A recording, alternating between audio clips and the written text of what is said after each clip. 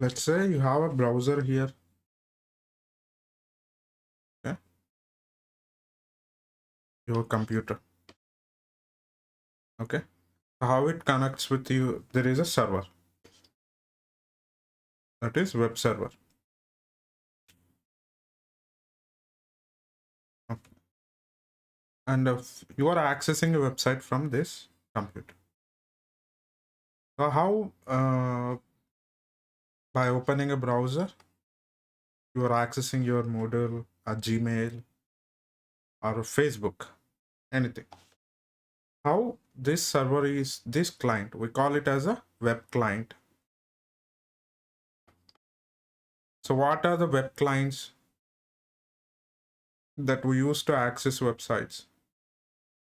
Firefox, right? These are called browsers. Those are web clients. Firefox, Chrome, Brave. So that those are the software. We call them as browsers because we use them to browse the internet. And they act as a client. They connect with the server and download pages, get the information. And so this is HTTP is application layer protocol. What protocol is used for a communication? The HTTP is used for a communication. HTTP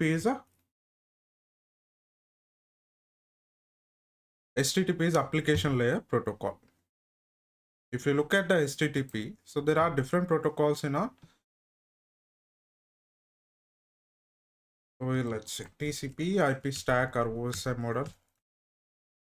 There are different protocols in a different layers of a OSI model or TCP IP model. So where this protocol HTTP sits?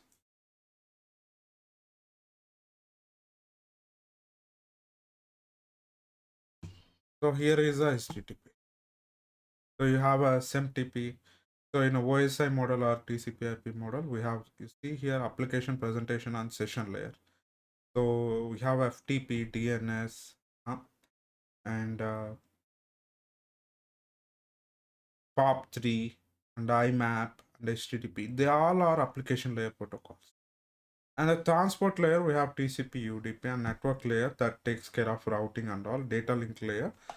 So, and a physical layer. Data link layer contains, which is Ethernet, and which contains Ethernet address. Okay. So here, this is application layer protocol, which is DNS and TCP. These are here. And when you actually deal with these open systems interconnection model, so that was formed because when you deal with application layer, you don't have to deal with underlying layers. Okay, because you don't need to, you should not be worrying about how packets are delivered and how congestion is handled, how data is actually delivered to other end. So here, when it comes to HTTP, what this HTTP uses by default, and there are different protocols also. HTTP version 3 also there now. So, but this HTTP, so HTTP 1.1 or 2, so it uses HTTP, which is application layer protocol, and it uses a TCP as a transport layer protocol. Okay, and IP for a network layer protocol, and data link layer and physical layer. So we don't need to worry about this because those are taken care by operating system.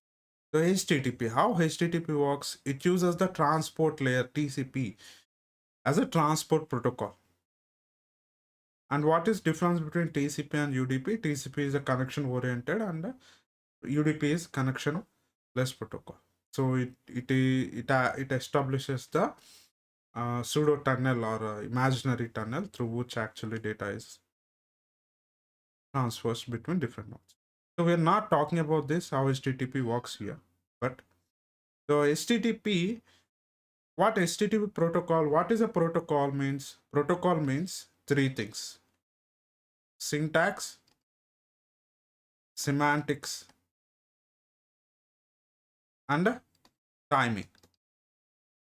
So syntax, semantics means how, what to make sense of that data, how to interpret them, how to inference.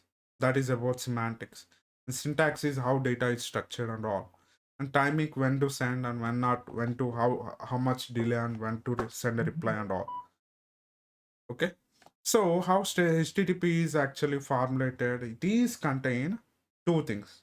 Every HTTP. So HTTP is a based on client and server architecture. So client is the one. There can be lot of client, and they all request to single server. Okay. And then when the client requests something to the server will respond to the client. Okay. So that is the architecture. And so client is the one that should be initiating a request first. So first request is sent to the server, and server will respond with a response for every request. And how these request and response are actually structured? They're structured in this way. For a doesn't matter, it can be a request or response, contains headers, okay, and a body. The every HTTP request is actually made up of headers and body. Understood? Every HTTP request is made up of headers, body. It doesn't matter, it can be a request or a response. Okay. So then from connection point of view, how it works like this. It will create a connection. First, it will establish a connection with the server. Okay. And the HTTP request is sent. And server will send back the response by processing that request. And then you know what happens? And connection is disconnected. Okay. For every new request, new connection is established. So which means that, for suppose what happens, you have logged in. You have logged in, first login request is sent. And server responds back with if it is username is right, username password, it will respond with the success. Okay. And then connection is disconnected. Then how come actually subsequent requests are actually established? How come server can identify for a subsequent request where you wanted to, after you log in, you wanted to check your balance or settings, or let's say you want to check your email, or the you wanted to check for suppose it is a Gmail, you wanted to check what mails you received. If it is just a Moodle or something else, you wanted to check uh, go to settings or what is there. For suppose even it is e-commerce website, okay, so you wanted to check your orders or make an order or a cart. So after you log in, you are requesting a cart. Okay.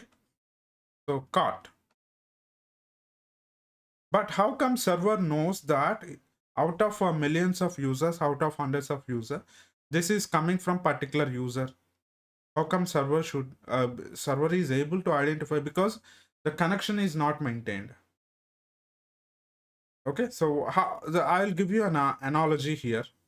Simple analogy. For suppose take this thing. You have person. Okay.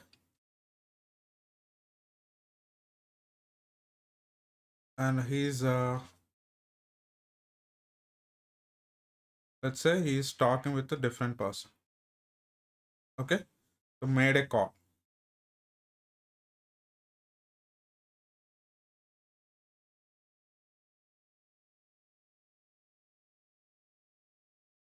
Okay. Don't mind about fine. So yeah, yeah. So when they connected, first he talks that, hello, this is Bob. He established himself. Okay. And so she's establishing, let's say, so I'm Alice. Okay. So connection is established and he's talking with Bob and Alice. Okay. Because that they are in the conversation, they identified themselves. And when a conversation is established and they identified themselves, okay, and this any further information he is giving, that is within the context of that, their established connection. Let's all of a sudden, let's say that they established this themselves and it is done, and immediately we call is disconnected. Okay.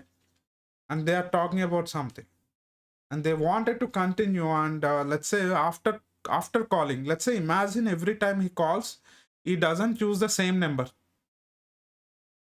Okay. So every time a request is sent, he doesn't use the same phone number, unique phone number, imagine, to make it actually meaningful. So every time he has to establish, because the previous connection is disconnected, right? And he has to establish himself and give further information. So because there is no persistence connection. So if there is a persistent connection and you have identified yourself, and no need to actually re-identify to give further information. So that is what happens with the HTTP. So there is no persistent connection. So what happens when there is no persistent connection?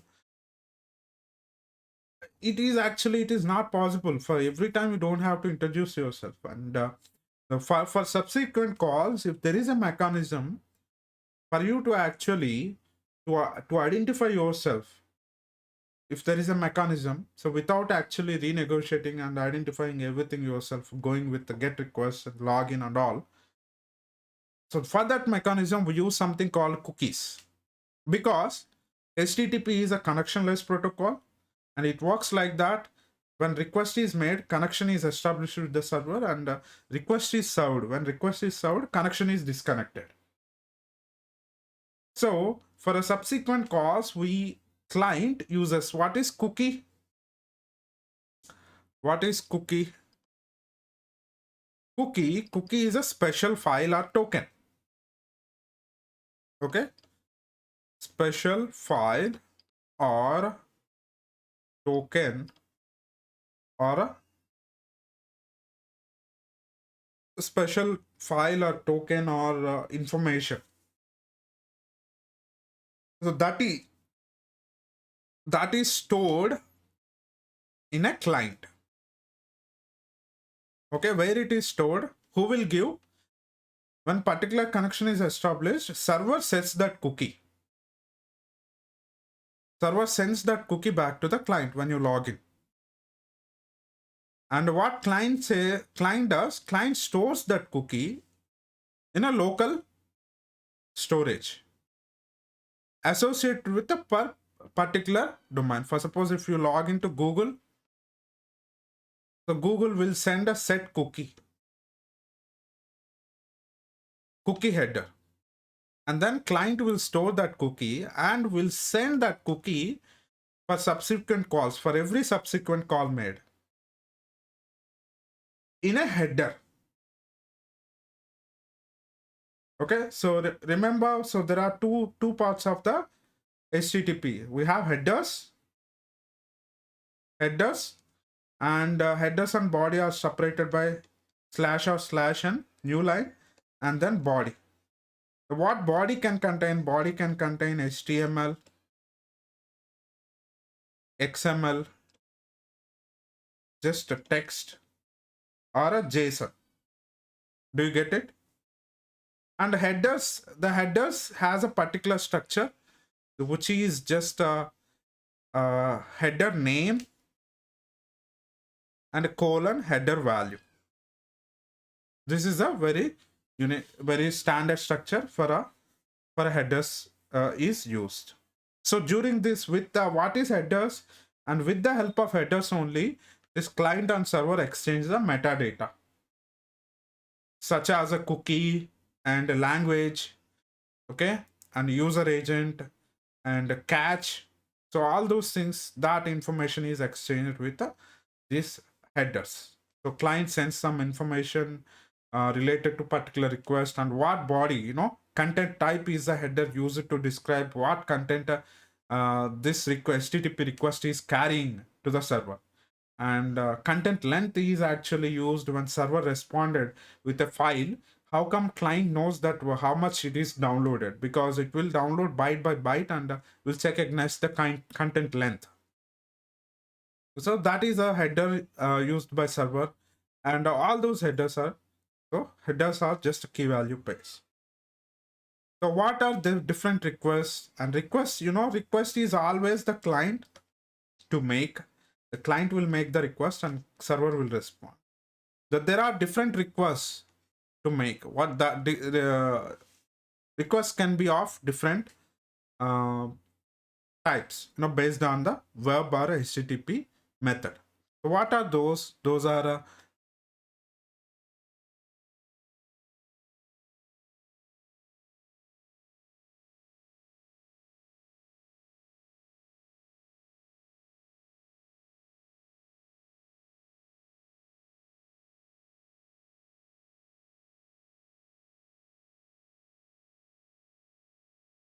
okay. What are those? Those are get, head, post, put, delete, and a patch, update. So these headers, these each method is having its own purpose. The get is used to retrieve the data. Head and get don't carry body. Okay, they don't carry body.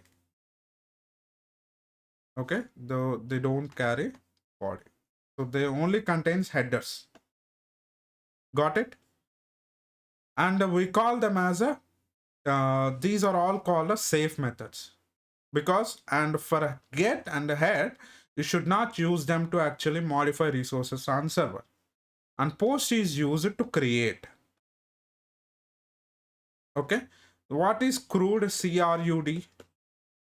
Create, retrieve, update, delete. So to retrieve we use get method, and to create a post is used, and to put, which means that a partial update, to update we use put, and for a partial update we use patch, and delete is used for a deleting a resource.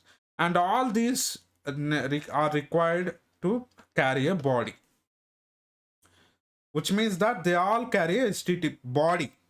All of these HTTP requests carry a body, but get and head don't carry a body, just headers only. Okay, so if for HTTP request that is of a head or get, so only contains headers. Okay, for a get request, head and get request only contains a headers, and they don't contain a body. Let's see that thing in action. If you take a Firefox, okay, and if I go to, for suppose, if I go to inspect, and you can see a lot of things here. If you go to network, and you can see, if I reload, okay, and you can see here the get request is being made, and for every request, and you can see this is a beauty here, and you can select all, and all requests are made for every kind of request. You can see get, and if you click on raw, you can see the raw headers. What we have learned, for every get request, it doesn't matter whether it is a request or response. So what is the structure? structure is headers body, except we don't have body for a head request and a get request, but they can be a body for a get response to the get. Got it? Okay, so this is a get request. You can see here the request headers. You can see these are all request headers, and what very first line we call it as a request line. Okay, and we have actually response line, very first line, and the remaining headers, all headers are, you can see, and host, and host means what is a host, the site we are referring, domain name, and user agent, which describes the what is a, which describes about the browser itself, browser version, operating system, and I accept what it can accept, HTML, text HTML, and different types of response types, content types it is actually accept, and the language. You can see all of these headers, and based on this, you see cookie. This is a cookie, because this cookie describes about, my first visit. When I visited for the first time, server set some cookie, and that describes about my preferences, language and all. So after a login, server can set another cookie. So when server is responded, you can see here a lot of headers here, set cookie. It is setting lot of cookies, you see. So through headers, server responds with a cookie, what cookie to set and what is a domain, to which domain this cookie is applicable. Okay, and you see here there is no payload. Payload describes about the body it is carrying, and you can see the response, what response we received. If I see the raw, this is a web page I received, right? If it is rendered, you can see here, this is a web page. Got it? So that is what you can see here. In headers, you can see the content type. What is the content type? Text HTML. Okay, so you can see here, if I go to the application or a storage, and you can see the lot of cookies here. So let me do one thing. I'll select what is called, let's select a Hindi. Okay, everything is changed. And if I refresh also, language is not changed. How come server is identifying my subsequent request with a particular language? I type something, okay, OSI model, and you can see here everything is Hindi, right? Why? How come actually? I said that it is connection, HTTP is a connection less protocol, right? In such a case, connection is dropped, right? Subsequent request, since the subsequent request has to establish a context. Context is Hindi, let's say, language that was selected. So by identifying that subsequent request, so that is where cookies are used. Because when I select that language, request is sent to the server, let's say, probably, call to set language, okay, or a cookie. And what server will send, server will respond with setting cookie, set cookie. You have seen those headers, right?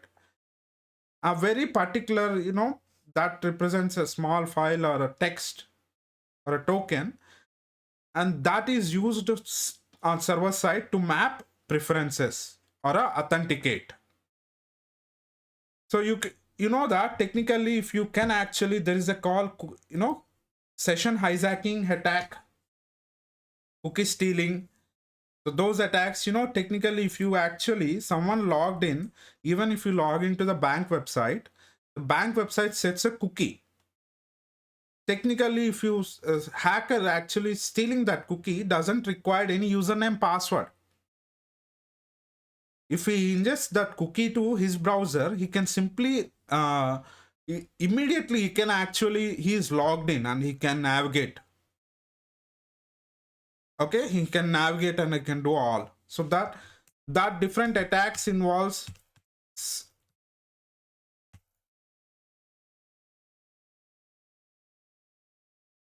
you see, session hijacking, cookie stealing. So you see, this whole thing is coming in Hindi, right? Why? Because the whole description, because I have selected a language. So let's do one thing, okay? You can see here, session hijacking and cookie attacks. So there are different cookie attacks, cookie stealing, okay? And the attacker actually forges cookie, and the he can inject that cookie into his browser. And let's see one thing, okay? Here, for all subsequent requests, we are getting in Hindi. Let's do one thing. Let's remove all cookies. I'm clicking on delete. Okay. If I delete, for a request I make, do you get it? Server has a no way to identify, because it is like, for server, I'm making a fresh HTTP request because there is no cookie. And if I refresh OSI model, and if I come here, just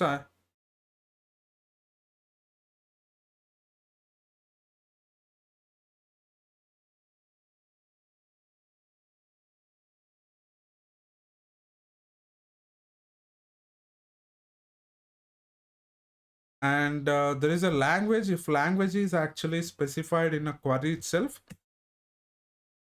okay, so there is no way to identify. Sometimes what happens, let's do one thing, okay, here.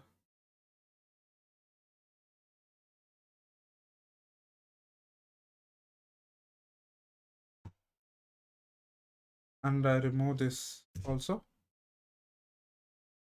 Check now, it is in English. Did you check?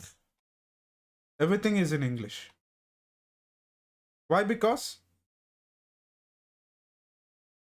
yeah, I removed a cookie. The cookie was actually used to identify my preferences. These are the cookies. Do you see? Okay. Do you understand? So now let's take our small example. What is happening? If you go to network, add something, learn about cookies, and click on add. Since it is a post request, you can see here, post request carries a body. So what are the request headers? You can see here, accept encoding, connection keep alive, content length, how many bytes of data body contains, and content and host and all. And if you go to the cookies, and it is not, currently we are not using any mechanism, we are not storing for authentication and all, not using any cookies. And so this is a post request, right? Click on raw, you can see. And if I go to response, what is the response JSON I received? Task saved. Do you get it? Okay. And response headers, you can see here, content type. What is content type? Application JSON. What header? This header is used to identify. You see, if I click on it, content type represent the representation. Header is used to indicate the original media type of the resource, which means what type of content that particular request or response is carrying. It means that it is carrying JSON, so that you see here application JSON. That is what you can verify looking at this JSON raw.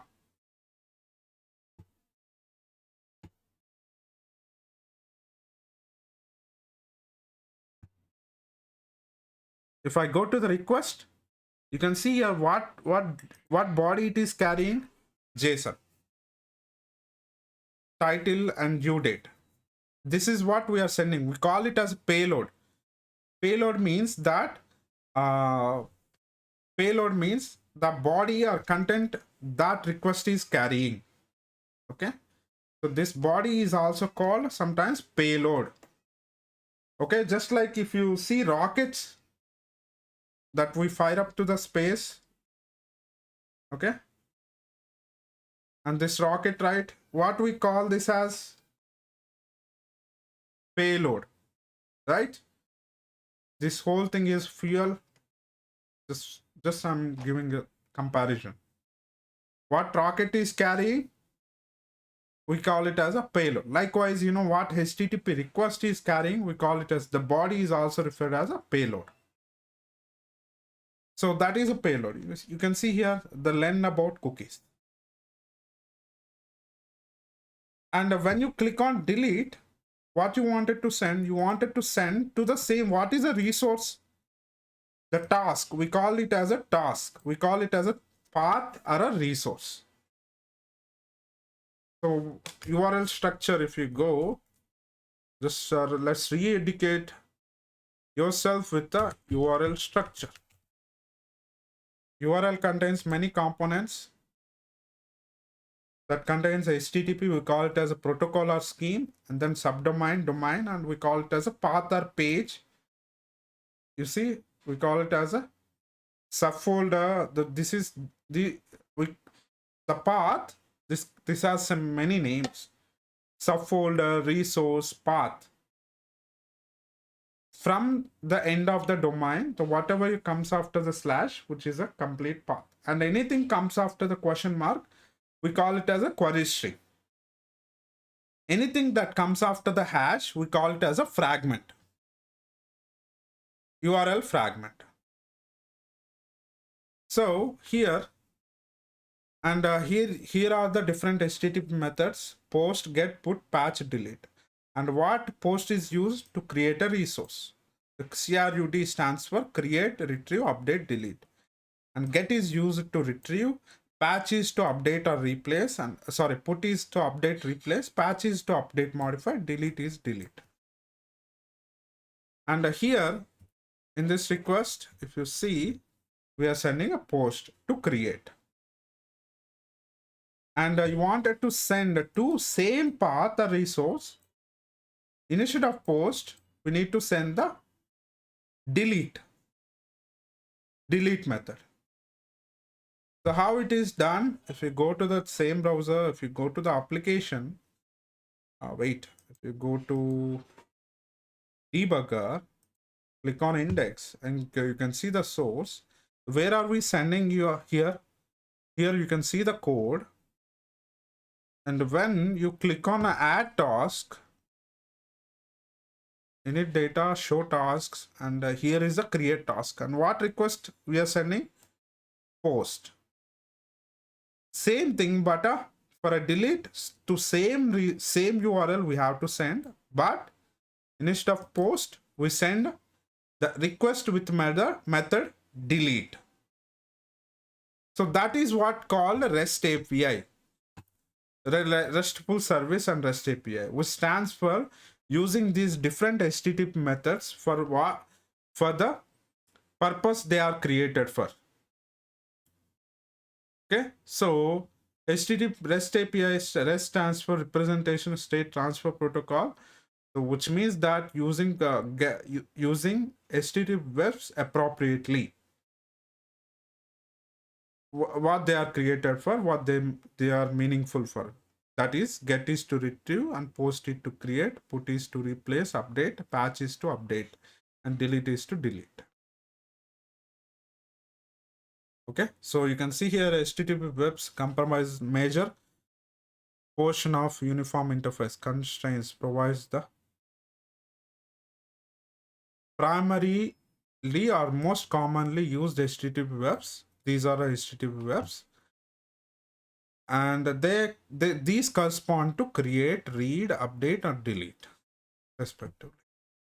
Using them, sometimes there's some developers write a bad API, so with everything with different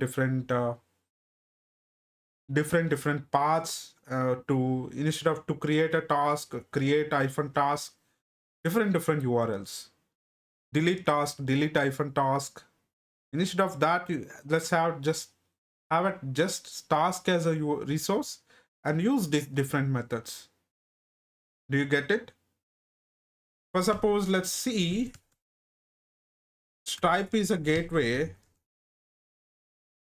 Let's go to API documentation this Stripe offers. So here, balance, to check the balance or a customer. What are the endpoints you can see here? So we call it as another thing, we call it as a endpoint as well. Endpoint, do you get it? Endpoint, path, resource. What is a resource here? Customers.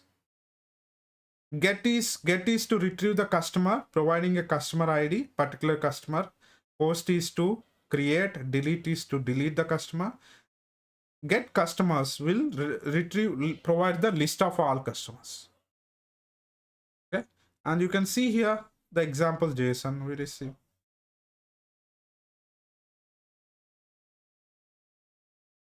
So instead of that, what is a bad API design?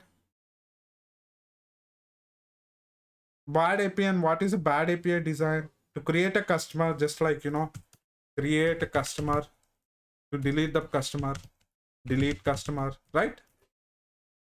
Example.com. Okay, and to replace the customer, replace iPhone customer, providing these different unnecessary URLs and providing every URL with a post request. That is a bad API, right? So instead of that, have just one endpoint for that particular resource, which is a customer resource. And if you are a big enterprise grade and you don't want all clients to actually break, in such a case, we use different versions. Okay, because when you upgrade, you are providing a clients to actually giving them flexibility to switch between versions, because we upgrade between different versions also, because you add more features, you add more properties, attributes for the customer. For suppose if you fetch a balance, you will get this JSON. So, and if you provide this, and to create the customer, just use post. To retrieve the customer, use get. And to update the customer, use patch. To replace some details, partial update, use patch. For update, use put. So that is what the REST API does.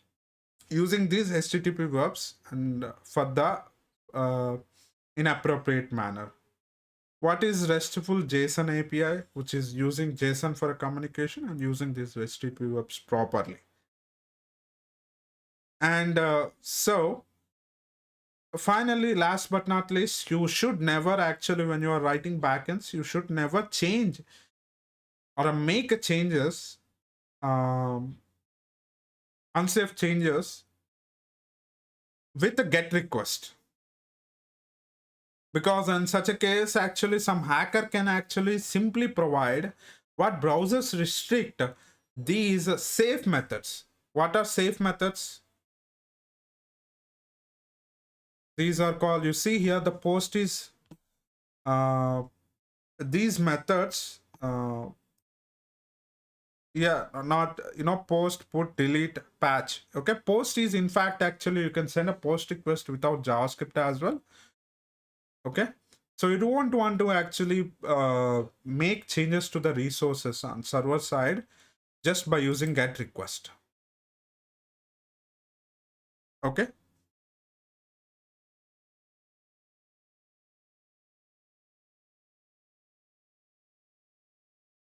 You see here, do not expose unsafe operations. You should never modify any resources on server. Why?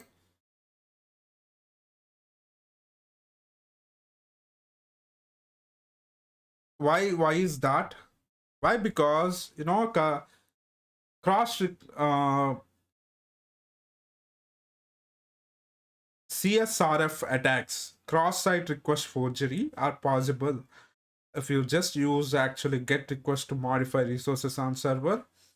Basically, on browser, without any cross-origin resource sharing or restrictions, you can actually that website can fire up uh, requests to any site. So what happens if you actually make a request to, let's say that if you someone visited a site called, okay, hacker.com, some hacker website, and you have already logged in a separate tab your bank website.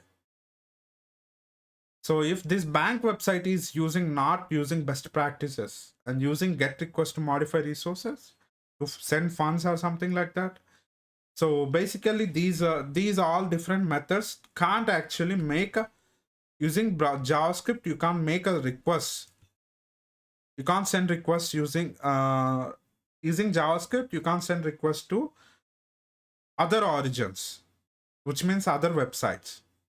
Using post, patch, or delete, you can, but there is an exception. You can get you only the get, because that is how you actually fetch static content like CSS styles and images. They can exploit that. They can forge a request. They can forge a request when you visit the malicious victim user visited this, don't know that what is happening. This site actually deceives the user and can send a request. When it is sending a request, browser is actually can't do anything, but if there are cookies set, and browser will send a request by attaching those cookies. Okay, since that user is already in the bank, and this hacker site, when user visited, that hacker actually site sends a cookie, makes a request, a get request with the cookies attached. And so who is actually to blame? This bank website to blame, because they should not be using get to modify resources. Okay, so which means that you have a create user endpoint is there, and server should not just actually create a user by actually with a get request and by receiving a query string. Because what is a way to actually send request to server, send data to server, when you don't use actually when body can't be actually encoded into get request, body can't be sent. That is where we use this query string. You can see this query string here already. This whole thing is a query string, and that is very, very bad idea. Retrieving that content over the query string and creating or making some changes. Okay, create user, or just let's say that send funds and receiving data over the query string and making that change or doing that action very bad. And this malicious site can actually exploit that and the perform a cross-site request forgery attack. Okay, so what is the best practice? Best practice is using these. Never use get request to make a changes on server. That should be used to retrieve data only. Okay, so according to the design, the HTTP specification, get along with head, the requests are used only to read, not change it. Okay, requests are used only to read data from the server to retrieve the data, but not to change the resources. Therefore, when used this way, they are considered safe.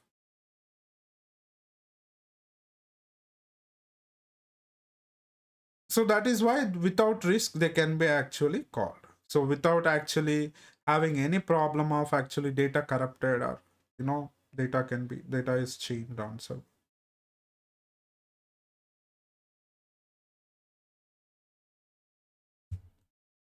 So now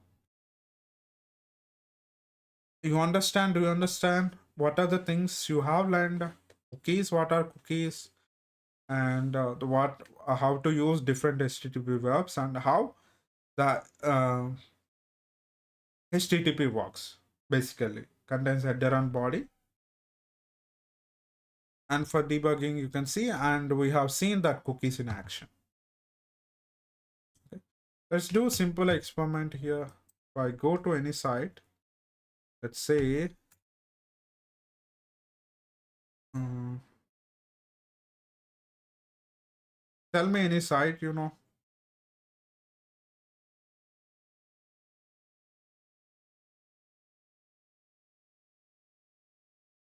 Yeah, go to amazon.com.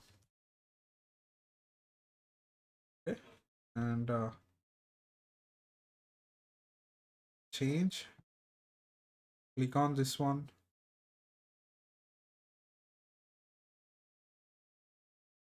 add to cart. Okay, got it. How many are there in cart? One. Do you get it? So if I right click or go to inspect, let's do this. Go to Amazon. Okay, open amazon.com uh, in your browser. Use a Chrome. Use Chrome or Firefox, anything. Okay, so here I have a cookies here. Just what I will do, I'm sending all these cookies. What you can do, you can add that cookie. How do you add? You can click on add. Okay,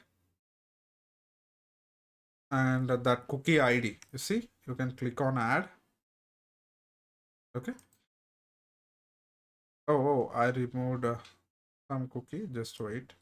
I'll refresh and just to verify. Oh, come on. See, I removed the cookie and cart is empty. Do you see? Okay, so we will see. Okay, I'll go back to this and I will add this chair. Okay, this is how actually different attackers may, attack without username password. If someone can log into the site and perform actions, why? Because cookie stealing, session hijacking by stealing a cookie. Okay, so cookie injection, these are different attacks where if they have malware on system, they don't need password, they just need cookies. Recently that kind of attack happened on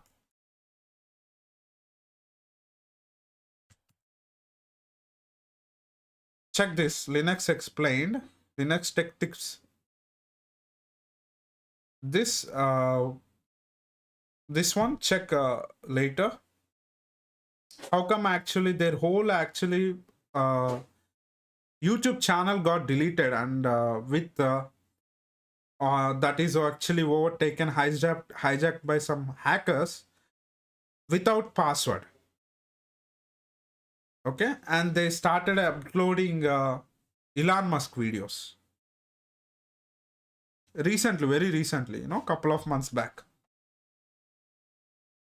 How a couple of months back only. How that happened? This is very, very big channel. How that thing happened? It happened because there is a malware on the system that actually was stealing the cookies and sending those cookies to the hacker. And the hacker used that cookies to hijack the session. So he doesn't need a password. So he started uploading without password. He got the whole session. Because that is what this is not the flaw of the web. No, that is how web works. Where they totally hijacked the session, right? And they got the YouTube channel and studio account and deleted all the videos and started uploading Elon Musk videos on cryptocurrency, talking about cryptocurrency.